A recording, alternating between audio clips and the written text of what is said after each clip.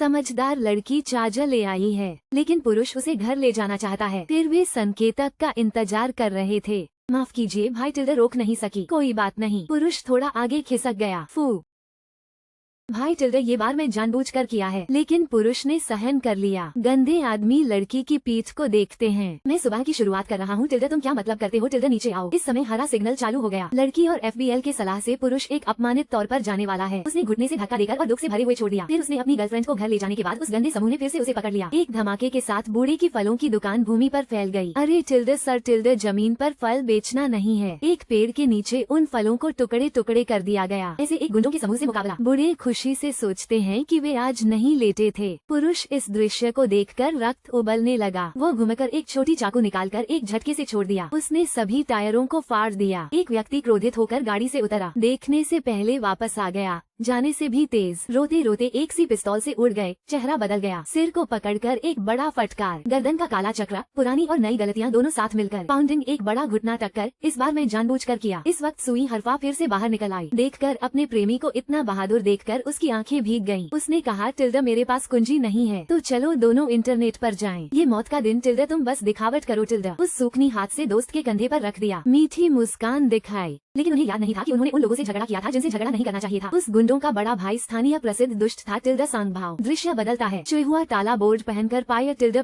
पिया इस तरह से फिरती है। जूते भी उड़ने के करीब थे, लेकिन अंत में पकड़ लिए गए। चपटा एक बड़ा चाबुक। बुराई टिल्डा, अब फिर भागो। फिर से ट्रक में डालकर ईंट की किल्ली ले गए। फूली हवा से चुफा के साथ दोस्ती करनी थी। टिल्डा 98 नंबर का पेट्रोल उसे ढाला गया। सिगरेट का धुआं उड़ा और आग का ड्रैगन चुफा की ओर दौड़ा। अचानक चिल्लाहट के साथ एक कारा आग को रोकने के लिए उड़ाया गया। फिर 48 नंबर का बड़ा पैर कारे के ऊपर चढ़ा दिया। वो न्याय का प्रतीक है टिल्डा। वो व्यवसायियों का बचाव टिल्डा फुट। बुराई का शत्रु। वो सुंदर मुख छोटा सफेद ड्रैगन डेविड है। वो चुहुआ को उठाकर कारा को धक्का देकर गिराता है। एक बार 6 पाउंड से पृथ्वी में धुआं उठता है। एक झटके से कारा के गले को धक्का देकर हाथ के घुमाव में रख देता है। फिर 30,000 से अधिक चक्कर लगाकर एक बड़ा डंक देता है। एक तरफ से ग्रू ने काला की गाल मार दी। गधा चक्की चलाता है टिल्डा, वो उस चक्र से बाहर नहीं निकल सकता। टिल्डा काला ने एक तरफ से सुई का गला पकड़ लिया। 30 मीटर का तलवार निकालकर उसे खून निकालने को तैयार हो गया। डेविड ने एक धमाका मारकर गाड़ी का पहिया उड़ा दिया। फिर एक धक्का मारकर काला को टॉयलेट में डाल दिया। काला की बाह धरकर उसे फेंककर टक्कर कर दी। सिर झुकाकर गला पकड़कर फेंक दिया। काला उड़कर चला गया। रोते हुए एक अक्षर खाओ। सेनापति उड़कर गिर जाता है। थोड़ा सा झुककर आने वाली चाकू को बचना। दादा टिल्डा, आपका पोता आपसे फोन कर रहा है। हालो टिल्डा टिल्डा, मैं वापस नहीं आऊंगा खाने के लिए। बस एक धमाके की आवाज सुनी गई। वो मसाज और स्नान से भी अधिक सुखद था। अंत में डेविड ने एक पीछे की पेंच मारी। उसने मीठी सोई थी। इस गुरुरल को मेरी बाहों में फंसा दिया, पैंट की गर्दन से बांध लिया और शिक्षा देने लगा। तुम इन छोटे कलामियों को सामाजिक जीवन में भटकते देख रहे हो। मैंने कितना दिन भाड़े के टोपी वालों के साथ गुजारे टिल्डा। छोटे कलामियों टिल्डा। अरे टिल्डा, भाड़े के टोपी वालों के साथ टिल्डा। भाड़े के टोपी वाले। दवा की खर्च चुकानी पड़ेगी। दवा की लागत। अरे टिल्डा, अपना आदमी है। अपना आदमी। ये बड़ा हाथभार मुझे विगो से दिमाग उलट देने के लिए था। उठकर पत्थर की टुकड़ियां उठाकर रो रो रो रो। रोते हुए 2 शिखर से गोली मारी गई। तब मेरा सिर भारी भरकम हो गया। एक बड़ी फाड़ से संगीन 30 से ज्यादा मीटर दूर उड़कर समतल जमीन पर गिर गया। टिल्डा फिर घर लौटने के बाद बड़ा विगो ने सच्चाई जान ली। सांभियों ने सुई फूल को पकड़ा था। वो डेविड की वजह से नहीं था। सांभियों के पास एक बाप है टिल्डा, हुआंग सिलोंग। वो और भी अत्याचारी है। अगर वो तुम्हें माफी मांगता है तो तुम्हें घुटनों पर बैठकर सुनना होगा। उसने अपनी जोरदारी से गाँव के सरपंच का दौरा 20 साल से चला रहा है। अगर कोई चुनाव में भाग लेने की कोशिश करता है तो फिर भी उसे दिन के आकाश में गला काट दिया जाता है। च्वाइफ्लार के पिता गांव के सरपंच चुनाव में हत्या की गई थी। उसके बाद से कोई भी चुनाव में शामिल होने का साहस नहीं कर पाया। बहुत सालों से च्वाइफ्लार ने हुआंग सिलोंग के अपराधों का संग्रह किया है। कुछ दिन पहले उसने उनके 108 अपराधों के सबूत लेकर एफबीएल अधिकारियों के पास गई। पर जब एफबीएल ने सुना कि यह हुआंग सिलोंग के बारे में है तो उनकी आंखें फट गईं। बहन, तू मत खेलना टिल्डा। भाई कल रात सपने में 100 रुपये पकड़े, जागने पर 99 दे दिए। तुम भाई को थोड़ा जीवन दे दो। फिर चूहा को भेज दिया, लेकिन चूहा की पुलिस को बताने की बात हुआंसिलांग के कानों तक पहुंच गई। इसी से चूहा को मारने की घटना हुई। दूसरी ओर हुआंसिलांग अपने बेटे को देख रहा था। अस्सी को इतनी ताकत से पिटा गया था। तुम अपने मालिक को नजरअंदाज करके कुत्ते पर हमला करते हो। फिर सीधे दावेदारों के साथ बड़े विक्रम से बदला लेने के लिए चले गए। जब आदमी देखे गए हुआ लाओए तो फेयर वाली बुबी ने अपनी सब्जियों को छोड़ दिया और चिल्लाने लगी। सड़क के किनारे के दुकानों में से 10 में से 9 बंद हो गए। एक दुकान का दरवाजा टूट गया था। इसी बीच रोशनी इंजन लाल हो गई। इस समय बड़े विक्रम को भागने का रास्ता नहीं था। उसके सामने केवल 2 शब्द हैं, युद्ध टिल्डा। न्याय टिल्डा कमजोर की मांग है। केवल जिसके पास कांटे होते हैं वही लोग तुम्हारी भावनाओं का ध्यान रखते हैं टिल्डा। मैंने एकाकी अश्व पर बैठकर सेना को लेकर दरबार में घुसा और पहाड़ों को तोड़ दिया। तुम लोग युद्ध के मैदान में गठबंधन बनाकर मेरे शहर में प्रवेश रोकने की योजना बनाते हो। मैंने खून का युद्ध तक लड़ने का वादा किया था। मेरे पास 3000 लोहे के घोड़े थे। छोटे छोटे लोग चांदी की तरह कौंटे नहीं हो सकते। वे मेरे फिरदौसी तोपखाने के सामने कैसे खड़े रह सकते हैं। दिल में वफादारी और साहस, आसमान और पृथ्वी मेरा चीखते हैं। अब मैं अकेला लौट आया, लोग मुझे वीर कहते हैं। हाथ में 7 तारे वाला तलवार, मैं ड्रैगन और युवा वीरों को काटता हूँ। 3 सेनाओं के सामने अकेला खड़ा, कौन साहस करके मेरा यह आक्रमण जवाब दे सकता है। रखो।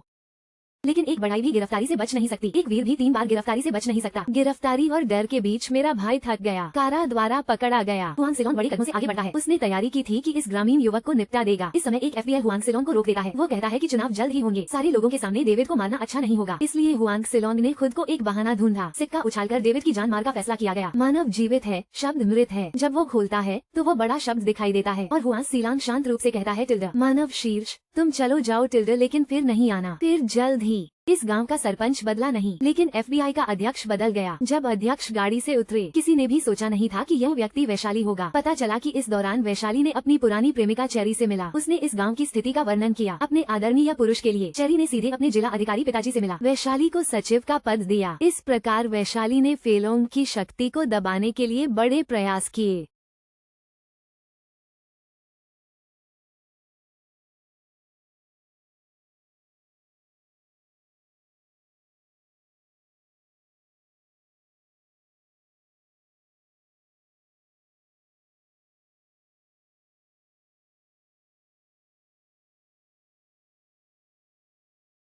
इस समय ग्रामीण लोगों को भी उम्मीद मिली और चुईहुआ के दादा ने अपने बेटे की इच्छा को आगे बढ़ाया। 84 साल के होने पर भी गांव के सरपंच चुनाव में भाग लेना चाहते हैं। हम भी नहीं जानते कि यह रास्ता उन्हें पार करने में कितना मुश्किल होगा। फिर भी जैसे ही सांगबियाओ ने सुना कि कार चलाकर अपने दादा को मारने की बात है, अपने रास्ते में चुईहुआ की दुर्भाग्यप्रद सास आ गई। उसकी सास भले ही दुर्भाग्यप्रद हो, लेकिन बेवकूफ नहीं थी। वो छोटी दौड़कर एफबीएल डिपार्टमेंट तक पहुँच गयी। एफबीएल ने स्थिति को समझकर माँ और बेटी को पीछे से छोड़ दिया गया। फिर सांगबियाओ को रोक लिया। तुम्हें किसने इतना साहस दिया? उसने चाकू निकाला और फिसफास करने लगा। उस तरफ 10 से ज्यादा एफबीएल खड़े थे, लेकिन कोई भी रोकने का साहस नहीं कर सका। और ये दृश्य एक बाहरी व्यक्ति ने फोटो ले लिया। दावी भी वापस आकर वीडियो देखा और तुरंत सांगबियाओ को पकड़ लिया। ये सांगबियाओ की पहली बार थी जब उसे गिरफ्तार किया गया। मीडिया की रिपोर्टिंग के साथ गांव के लोग आशा देखने लगे। उन्होंने एक एक करके चुनाव में चुवान हुआ नाना का समर्थन किया। जब हुआंग सिलोंग ने पता लगाया कि उनका बेटा गिरफ्तार हो गया है, उन्होंने सीधे एफबीएल अधिकारी के दफ्तर पर हमला कर दिया। चमकदार घुंघरालों के सामने सांगबियाओ ने बड़े आत्मविश्वास से एफबीएल अधिकारी से बाहर निकल आया। फिर उसने पिताजी की ही वही योजना दोहराई। वोट देने के नेता एक एक करके उनकी शिकार बन गए। कम से कम हाथ पैर टूट गए। थोड़ा अधिक दृढ़ता दिखाने वालों को सीधे गला काट दिया गया। जब डेव्यू वहाँ पहुँचा, उस जमीन पर फैले शव, उसके दिल में असीम दोषभार और पछतावा उठाया। अगर अपने दृढ़ संकल्प की वजह से न होता, शायद इन जमीन पर पड़े हुए कम से कम कुछ लोग जीवित रह सकते। उस समय वो एक भ्रष्ट शव जैसा था। कारा की विभिन्न भाषाओं में उसे घृणा से बातें कहने पर भी उसे सुनाई नहीं दे रहा था। अचानक उसे एक काले बाघ की तरह हृदय पर एक चक्कर आ गया। आप लोगों से लड़ने के लिए मुझे युद्ध की नैतिकता से बात करने की जरूरत नहीं है। एक बार फाड़ दिया और बड़ी दाढ़ी वाले कारा की आवाज सुनाई दी। उस गाड़ी के चाकू से डरकर वो चीखने लगा। आक्रमणकारी तलवार को धारण करना। पाउंड वेस्टर्न 137 के अनुसार सिर हिलाता है। कितनी देर तक भी सिर का आकार बिगड़ने नहीं चाहिए। फिर से तुम्हें सिर हिलाया जाएगा। अभी भी यह नहीं पता कि किस ओर सिर हिलाना है। एक बड़ा चाक्र और 2 कलाबी एक साथ उड़ते हैं। कार्ड ग्रुप का आक्रमण। मेरा भाई एक लंबी चाकू लेकर बड़ी खुली कार्ड ग्रुप चलती है, चलती है, चलती है, चलती संगबिया के सामने रोता रहा।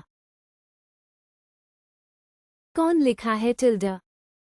जब वो संगबिया को मारने की तैयारी कर रहा था, दावी वाला अचानक हुआंग सिलोंग का चेहरा देख लेता है। संगबिया के चेहरे पर चमक उठता है। ये लड़का अपने पिता की तस्वीर है। उन ग्रामीणों को सोचकर जिन्हें हत्या की गई थी, उसे अंततः समझ में आया कि ग्रामीणों को वास्तविक डर से मुक्त करना पड़ेगा जीतने के लिए, और उनका वास्तविक डर है चौथा लांग। इसलिए उसने सांबाओ चौथा लांग की तरह सजाया और फिर उसे घूमने के लिए भेज दिया।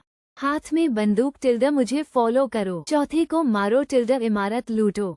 थोप इस्तेमाल करके मुझे अनुसरण करो। हुआंग सिलोंग भारी इमारत लूट लो।